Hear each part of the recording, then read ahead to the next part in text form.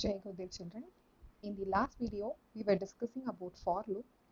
In this video, we are going to discuss about while loop. What is a while loop?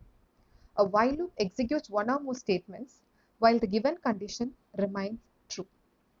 It is useful when the number of iteration is not known in advance. So this is the syntax for while loop. See, here while is the keyword followed by the condition in the round brackets. See, this condition is given as a rational expression. And after that, you have the curly brackets where you have the statements printed from 1 till n.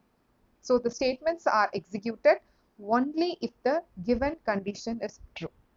If the condition is false, the statements will not be executed. So the statements inside the curly brackets is called what? The blocks of the code, or you can even tell them as what? The body of the while loop. So these statements shows while condition starts, where the while condition starts and where the while conditions end.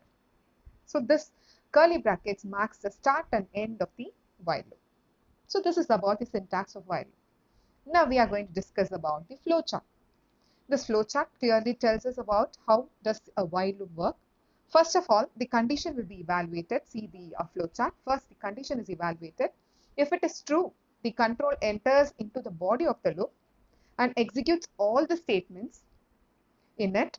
And after execution of the statement, the control again goes back to the condition.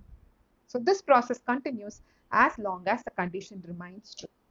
When the condition becomes false, the loop terminates. If the condition remains true, the loop will not end. Such a loop is called what? Infinite loop. So this is about the flowchart of while loop. We shall now discuss a program using while loop. Okay. So first, this program is to display Pakistan for 5 times using while loop. Is to display Pakistan for 5 times using while loop. See the question? It's given clearly. So now, first you need to declare a variable. So here n is the variable declared of integer type and it's initialized to 1. This is how you initialize a variable during declaration. And now coming to the while loop, while is the keyword and the round brackets, you always give the condition in a while loop. So a while loop will check for the condition first, and if the condition is true, only then it executes the statements following while loop. So what is the condition here? N is less than or equal to 5. So while will start the iteration from 1 up to 5. And what you have here? Cout to print Pakistan and n plus plus here. That n plus plus is nothing but the increment operator. So that's nothing but n is equal to n plus 1. Initially, first n will be what? N, and when it is true, it displays Pakistan, and then n gets incremented. So n is equal to 1 plus 1, n becomes 2. So again condition is checked, 2 less than or equal to 5, condition true. So it will print Pakistan again, and then it goes on till what condition? 5 is less than or equal to 5. And when n gets incremented, that is n becomes 6, the condition is false, so it will come out of the loop. Now let's see the output. See the output screen. Pakistan is printed 5 times. Pakistan, Pakistan, Pakistan. So it has printed 5 times. Displayed 5 times. Pakistan is displayed 5 times. Now come to the program. See here we have included endl in the program. After look into the cout statements. After Pakistan, after printing Pakistan, you have an endl statement here. Now let's check the output. What happens when you have endl? You guys already know what happens when you have endl. See, Pakistan is printed 5 times. Endl, I have told you clearly. You can also use \n, a new line character, which will take the control to the new line. Similarly, endl also moves the control of the compiler to the new line. That is why in the previous screen, you did not have, see here you don't have the endl statement, endl. So what happens? Pakistan is printed 5 times as this.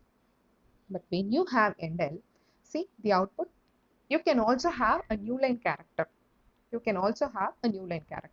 In instead of endl. Both is right.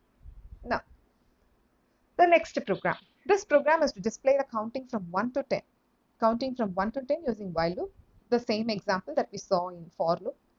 So n is equal to 1 while n is less than or equal to 10. What is the cout statement? Cout is to print n. So when 1 is less than or equal to 10, condition true, so n will be printed. That's what 1 will be printed. Similarly with n plus plus, that's nothing but incrementing n. So n becomes 2. 2 is less than or equal to 10, condition true. So 2 will be printed in the next line as you have endl. Likewise, this will go on up to 10 less than or equal to 10. Condition true. So 10 will also be printed.